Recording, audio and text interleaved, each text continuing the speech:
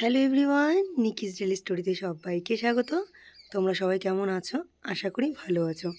আবারও নতুন একটা দিন, নতুন একটা সকাল বা নতুন একটা ব্লগ তোমাদের সামনে নিয়ে চলে এসেছি। হ্যাঁ, ভাবছো আজকে এত সকাল সকাল উঠে পড়েছি। যাচ্ছি একটা জায়গায়, কোথায় যাচ্ছি অবশ্যই শেয়ার করব। আর বাইরের ওয়েদারটা কি সুন্দর লাগছে। মাঝে মাঝে ঘুম থেকে ওঠা হয়, কিন্তু কখনো বাইরে বেরোনো হয় না। কিন্তু আজকে যখন একটা জায়গায় যাচ্ছি তো বেরোতেই হচ্ছে। আর বাইরের পরিবেশটা কি সুন্দর লাগছে বলো। তো চলো, কোথায় যাচ্ছি অবশ্যই শেয়ার করবো তোমাদের সাথে। কেমন? ভোরবেলা বেরিয়ে পড়েছি, তোমাদেরকে বললামও যে একটা জায়গায় যাব। যাচ্ছি হচ্ছে পিকনিকে, ফ্যামিলি পিকনিক। তো কারা কারা আসছে ফ্যামিলি, সব মেম্বাররা অবশ্যই ওখানে গিয়ে সবার সাথে দেখা করাবো। তো এখন এখান থেকে টোটো ধরে যাব। এত ভোরবেলা টোটো পাওয়াটা খুব মুশকিল। তো একটু হাঁটছি, হাঁটতে হাঁটতে হয়তো পেয়ে যাব। আর এই যে মা পেছনে আসছে। কিছুটা হাঁটার পর টুকটুকি পেয়ে গেছি। হ্যাঁ হ্যাঁ হ্যাঁ, ভীষণ ঠান্ডা। তো চলো, স্টেশনে গিয়ে টিকিটটা কাটতে হবে, ট্রেনের টাইম হয়ে যাচ্ছে। আসছি। রানাঘাট স্টেশনে ঢোকার আগে আমাদের এই রানাঘাট মার্কেটটা পড়ে। আর এই সময়টায় সমস্ত পাইকারি জিনিসপত্র ঢুকতে থাকে। আর চারিদিকটা এতটা ময়লা থাকে, সে আর তোমাদেরকে কী দেখাবো।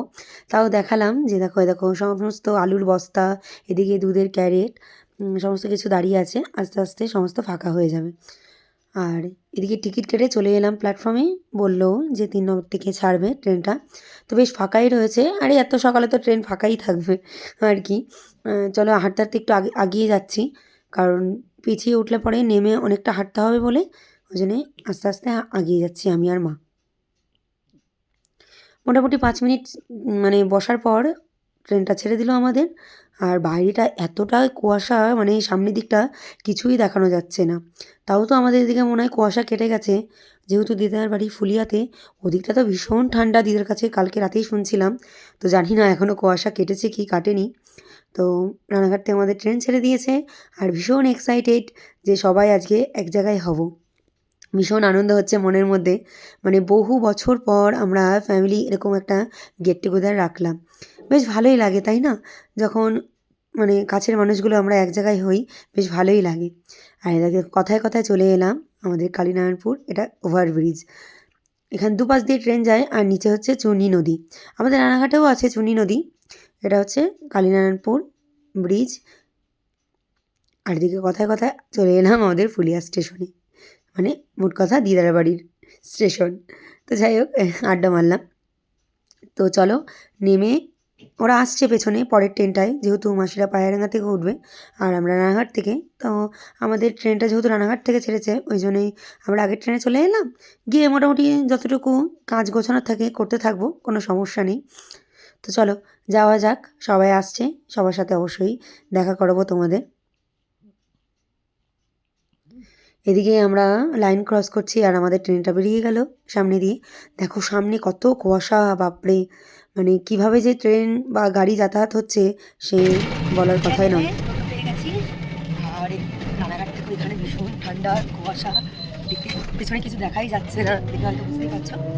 তো চলো, ওদিকে অপেক্ষা করছে দিদা। আরও সকাল সকাল যাওয়ার কথা ছিল, কারণ বুঝতেই পারছো যে পিকনিকে কত মানে মানে রান্না বান্নার মানে সরঞ্জাম সব জোগাড় করতে হবে। চলো ওখানে গিয়ে করছে না কিছু অবশ্যই শেয়ার করবো। আর আমার মায়ের অবস্থা ঠান্ডা মাকেই চলছে। দিদে চলে এসেছি দিদার বাড়িতে। আমাদের পিকনিকের এবার শুরু। পিকনিকের তোড়জোড় শুরু হয়ে গেছে। এই যে কাটাকাটি চলছে, কাটাকাটি চলছে পিকনিকে। ওদিকে মাসিরাও আসছে বললো।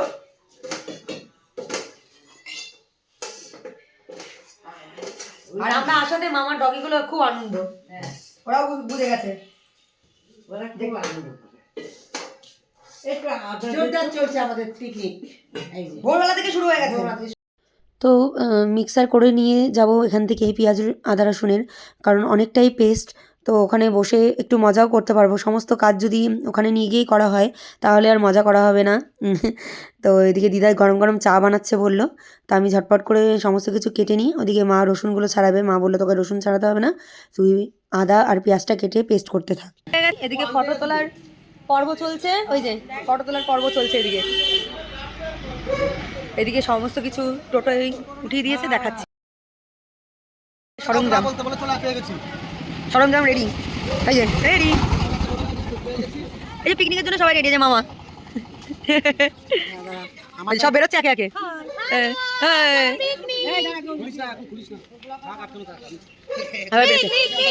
সব একসাথে বেরোচ্ছে।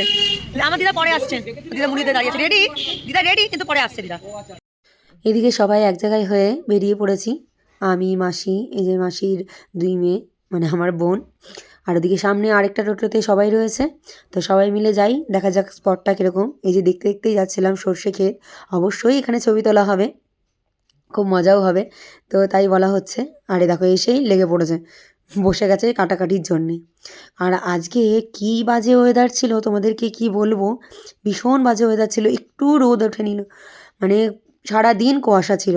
তো যাই হোক আমিও বসে গেছি, সবাই যখন কাজ করছে আমি আর দাঁড়িয়ে থেকে লাভ কি। এদিকে মটরশুঁটিগুলো ছাড়ানো হচ্ছে ফ্রাইড রাইসে দেওয়া হবে বলে, আর মাসি ওদিকে গাজর বিন এই সমস্ত কিছু কাটছে, আর মামা ওদিকে জলের ড্রাম, ওদিকে বক্সও আনা হবে। খুব মজা হবে, খুব খুব, মানে কি বলবো, ভাষায় প্রকাশ করা যাবে না যে কতটা আনন্দ আমরা সেদিনকে করেছি সবাই মিলে। তো যাই হোক সবাই মিলে একসাথে থেকে আনন্দ করাটাই তো জীবন, তাই না? দুঃখ কষ্ট তো সবার লাইফেই কম বেশি থেকে থাকে, সেটা কোনো ফ্যাক্ট নয়, কিন্তু আনন্দটাই সবাই মনে রাখে, দুঃখটা বেশি দিন মনে রাখার নয়, না রাখাটাই আমি মনে করি মানে বেটার হবে লাইফে। তো এই দেখো সবাই মিলে ছবি তুলছে, বেশ ভালোই মজা হয়েছে। তো যাই হোক চলো, সারাদিন কী করছি না করছি অবশ্যই শেয়ার করব। এদিকে কথায় কথায় চলে এসছে সকালের টিফিন। না, সকালের টিফিন এখানে বানানো হয়নি, কিনে আনা হয়েছে, তার কারণ আমরা একটু বেলা করেই পিকনিক শুরু করেছি, তো সকালে টিফিন বানাতে গেলে না অনেকটা লেট হয়ে যাবে, তো সেই কারণেই সকালের টিফিন বাইরে থেকেই মামা কিনে এনে দিয়েছে। তো কচুরি, তার সাথে কচুরির সাথে যে তরকারি থাকে, আর নলেন গুড়ের রসগোল্লা, বেশ মজা হয়েছে, বেশ বেশ খুব মজা। আর এদিকে দেখো সবাইকে খেতে দিয়েছি, আর এই দেখো খুব মজা করছে, নাচ করছে। বক্স আমাদের এখনও এসে পৌঁছায়নি, আশেপাশে যে পিকনিকগুলো হচ্ছে তাদের বক্স বাজছে, সেসবই আনন্দ হচ্ছে। আর এদিকে কচুরি খাওয়ার পর আবারও শুরু হয়ে গেল কফি। কফি না হলে যেন শীতকালে একদমই জমে না, তাই না? এই যে এটা কফি পেয়ে গেছে, তোর জ্যাকেটে হাত মুছবো শেষ, মেশো কি বলে ফেললো যে জ্যাকেটে হাত মুছবে, এত দামি জ্যাকেট। কফি পেয়েছিস? না দেয়নি। এই এবার ঠিক আছে, অবশেষে কফি হাতে চলে এসছে, এই অবশেষে কফি হাতে চলে এসছে। কফির সাথে পনির পকোড়া খাওয়ার কথা ছিল, কারোর মনেই নেই যে পনির পকোড়া হবে। তো আমার ফট করে মনে পড়লো যে কালকে তো মামা বলছিল ফোন করে যে পনির পকোড়া হবে, তো তাড়াতাড়ি করে বেসন গুলিয়ে, কফি তখনও ছিল অসুবিধা নেই, তো বেসন গুলিয়ে সমস্ত কিছু করে পনির পকোড়াগুলো ভেজে নিচ্ছি। ভীষণ ভালো খেতে হয়েছিল, মানে দারুণ দারুণ। একটু বেসনের মধ্যে পেঁয়াজ আদা রসুন টমেটো পেস্ট দেওয়া হয়েছিল, একটা আলাদাই যেন টেস্ট পাওয়া যাচ্ছিলো পকোড়াটার মধ্যে। এমনি পনির ভাজা খাওয়া হয় ঠিক আছে, কিন্তু এই পকোড়াটা যেন আলাদা একটা ব্যাপার। সবাই বলছিল এমনি ভাজলেই হয়ে যেত, কিন্তু না, বেসন দিয়ে ভেজেছিলাম, একটা আলাদাই টেস্ট পাওয়া যাচ্ছিলো, ওটা একটা পকোড়া পকোড়া ফিল হচ্ছিলো আর কি। যদি এমনি ভাজা হতো তাহলে মনে হতো যেন পনির মানে জাস্ট ফ্রাই করা হয়েছে, ওটা খেতে অতটা ভালো লাগতো না।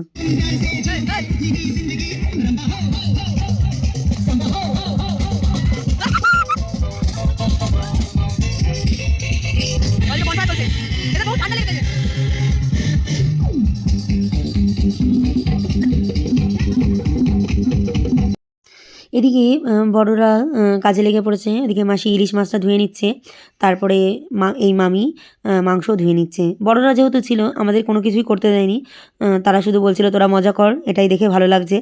ওই দেখো আমার মামা মাংস বসে গেছে, আগে সমস্ত কিছু রান্না টুকটাক সমস্তই হয়ে গেছে, সবার লাস্টে মাংসটাই হচ্ছে। তো যাই হোক এটাই মজাই। আর এদিকে দেখো মামা, আমি আর ভাই, খুব ভালো লাগছিল, খুব। মামা তো ভীষণ খুশি আমাদের সবাইকে পেয়ে, বহু বছর পর মামা এরকম একটা ফ্যামিলিদের সাথে পিকনিক করলো। কিছু পারিবারিক সমস্যার কারণে আমাদের অনেক বছর এক হয়েছিলাম না আমরা, কিন্তু আবারও সেই সবাই এক জায়গায় হলাম। আর তোমাদের সাথে দেখো রেসিপিগুলো শেয়ার করে নিলাম। ছিল হচ্ছে ইলিশ মাছ, ইলিশ মাছের মাথা দিয়ে একটা ঘ্যাট, তার সাথে ছিল হচ্ছে মাংস, ফ্রাইড রাইস, মিষ্টি, পাঁপড়, চাটনি। পিকনিকে খাওয়া দাওয়া তো আছেই, তার সাথে মজাটা সবথেকে বেশি মনে রাখার মতন হয়। তার কারণ খাওয়া দাওয়া তো বাড়িতে আমরা করেই থাকি কম বেশি, কিন্তু সবসময় তো সবাইকে পাশে পাওয়া যায় না, তাই না? এটাই। দেখো কথা বলতে বলতে সমস্ত রান্নাবান্না হয়ে গেছে। এখন ঘড়িতে তখন হয়তো বাজে 3:30। তো বাড়িতে তো টাইমলি খাওয়া দাওয়া হয়। পিকনিক মানেই একটু অনিয়ম, একটু মজা, সমস্ত কিছু মিলিয়েই পিকনিক। দেখো সবাই মিলে বসে গেছি খেতে। মা আর বাবু এরা সবাই খাবার দাবার দিচ্ছে, বলে তোমরা খেয়ে নাও, তারপরে তোমাদের যখন খাওয়া হয়ে যাবে আমাদেরকে খাবার সার্ভ করবে। এটাই তো, যে একদল খাওয়া দাওয়া করবে সবাই দেবে, আবার আরেক দল খাওয়া দাওয়া করবে সবাই দেবে। তো মা যেহেতু মাংস খায় না, মায়ের জন্য ওই জন্য ইলিশ মাছ আনা হয়েছে। তো মা আগেই বলে দিয়েছিল। তো ওই যে মা পাতা দিচ্ছে সবাইকে, আর মাও বসে যাবে এখন খেতে বলল, যে তারপরে তোরা যখন খেতে বসবি তোদেরকে তখন দেবো। তো যাই হোক, ভীষণ ভালো রান্নাবান্না হয়েছিল। আর মানে অল্প টাইমে ভীষণ ভীষণ সুন্দর, একদম দারুণ। আর মেনুটাও তো অসাধারণ ছিল, তোমরা কি বলো? অবশ্যই জানিয়ে তো মেনুটা কেমন ছিল। এরকম ছোটোখাটো মেনু হলেই ভালো, তাই না? বেশি মেনু হলে পরে খাওয়াও যায় না, খাওয়ারও নষ্ট হতে থাকে। কিন্তু আমাদের পিকনিকে খাওয়ার এক ফোঁটাও নষ্ট হয়নি। সবাই বলেছে রান্না ভীষণ ভালো হয়েছে। এই তো চলো কী কী করছি দেখতে থাকো।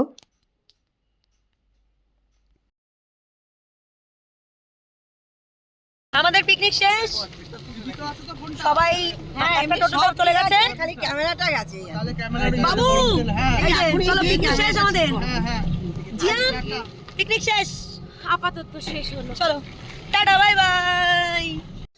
পিকনিক শেষ, এবার যে যার মতন বাড়ি যাওয়ার পালা।